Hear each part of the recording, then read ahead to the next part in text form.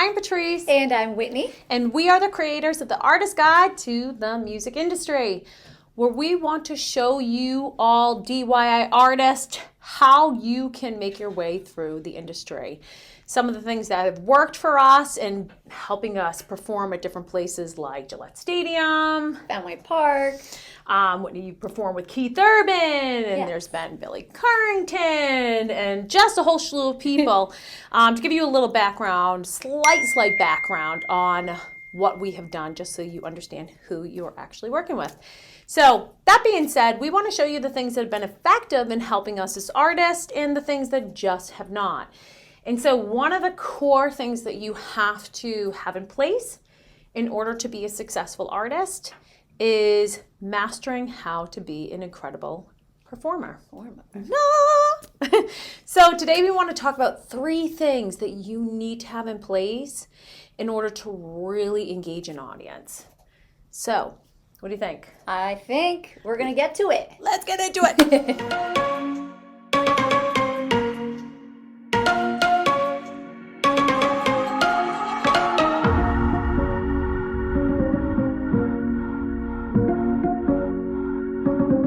So, tip number 1 is you have to be able to get to a point where you can give an emotional performance.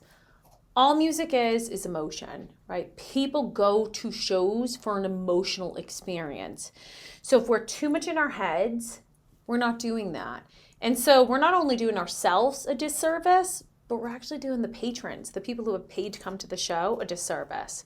So how do you go about doing that?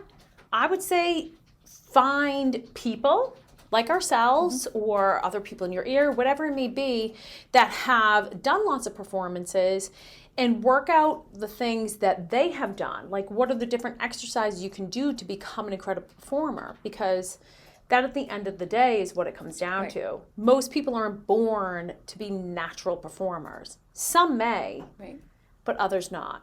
So that would be the first thing, is really understanding that your purpose is to give an emotional performance. And if you feel like you're not there, then you need to find tools and ways that you can. Is there anything you want to expand upon on that?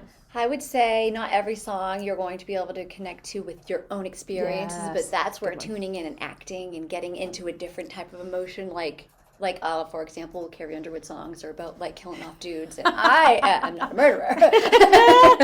Neither is she. That I know.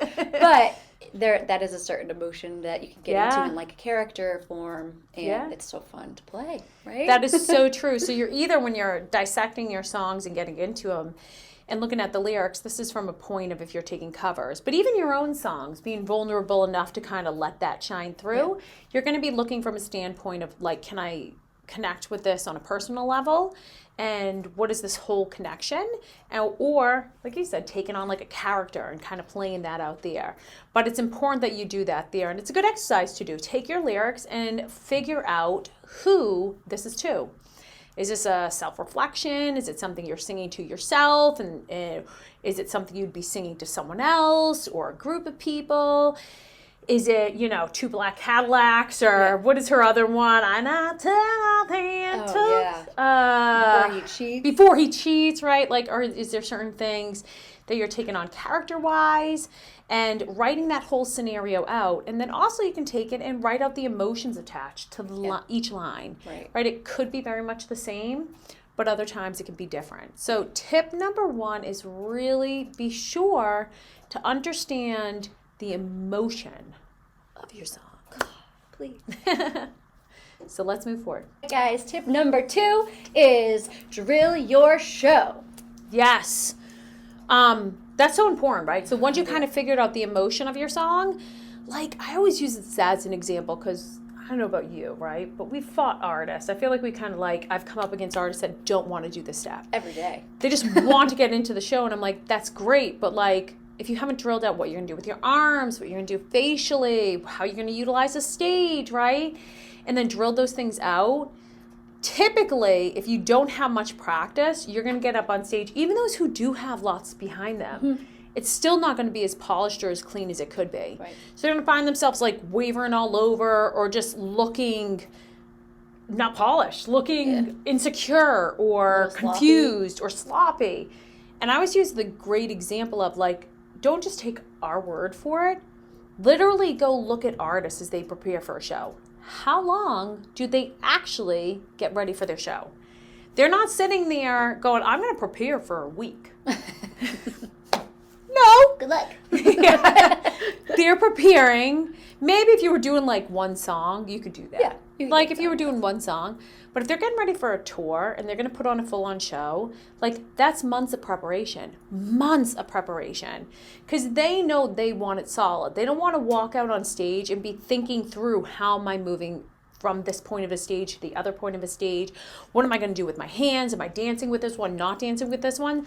Because it's unprofessional. Right. And so drill your show. Take your lyrics after you write out the emotion and then literally write out the things that you're doing and just do it. Right? Yeah. And in the process, you might find things that work, other things that don't. You tweak it as you go. Tweak it as you go, and you can count on yourself for knowing. You can be confident in yourself. And when you're not confident, are you going to put on your best performance? No, you're going to be thinking about, little insecurities will come up, and that's what's going to take over. Yes. But if you practice it and know what you want to do, you'll be confident. I have this talk with my band all the time. We come up with a new song, and it sounds great. We nailed it. And I said, we haven't nailed it yet until we are so confident that I know I'm going to put my arm up and you're going to hit that drum at the same time I need you to, or I just look like a fool. So you have to practice. We do! Like, anything with conviction, though. Even if they screw up, you can learn how to, but like, you need master that confidence that it's going to be there, so it's not just like it's like, oh, you did it, I did it too. Yeah. So, onward. Before we move on to the third tip, thank you first and foremost for sticking around for all this. You're a trooper. Hopefully you're gaining some information. Be sure to subscribe. We have weekly content coming out. Like, comment the things that you're running into so we can help you. And lastly, be sure to check out the link below because we have a couple of lessons for free for you to check out where we dive deep into these things here about the art of performing. And it comes from, our course, The Art of Performing. So you can get access to that for free, the first couple of lessons there, by signing up below. If you're coming from another source, it may be above.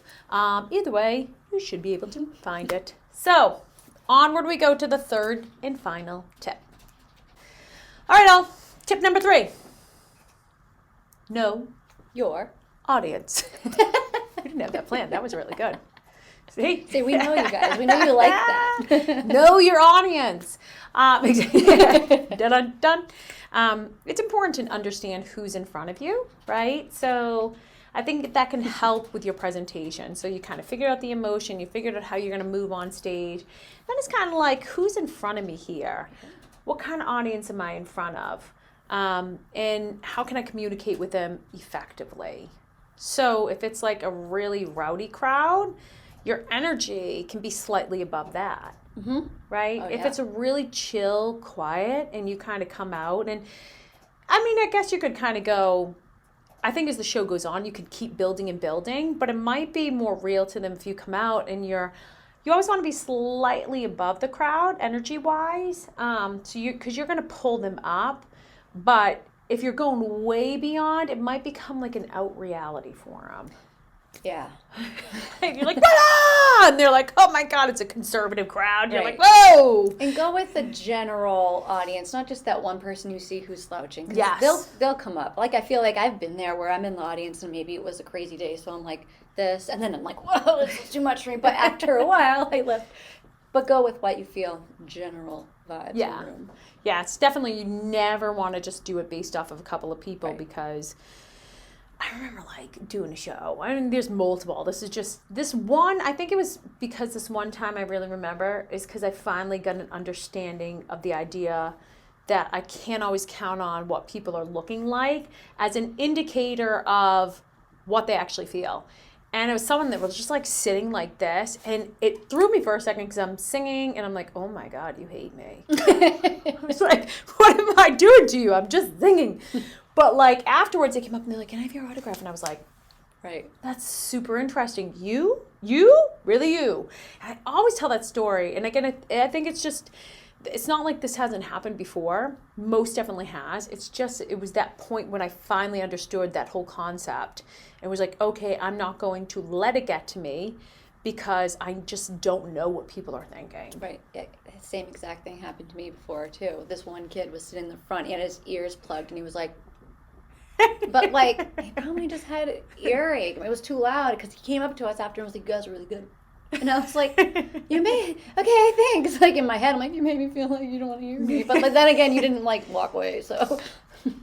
That is true, right? Yeah. So just be able to know who your audience is. Don't let it affect you if people are like looking in certain ways, and when you're walking in, if they're, you know, super rowdy, high energy, like come in with that there and you can get them all pumped up. If they're in the middle zone, you know, you kind of come slightly above that and so forth. So we hope this helps. Again, sign up below. You can get for free a couple of lessons from our incredible course, The Art of Performing, where we really dive into how you become an effective, amazing performer. So onward we go. All right, guys, have a good one.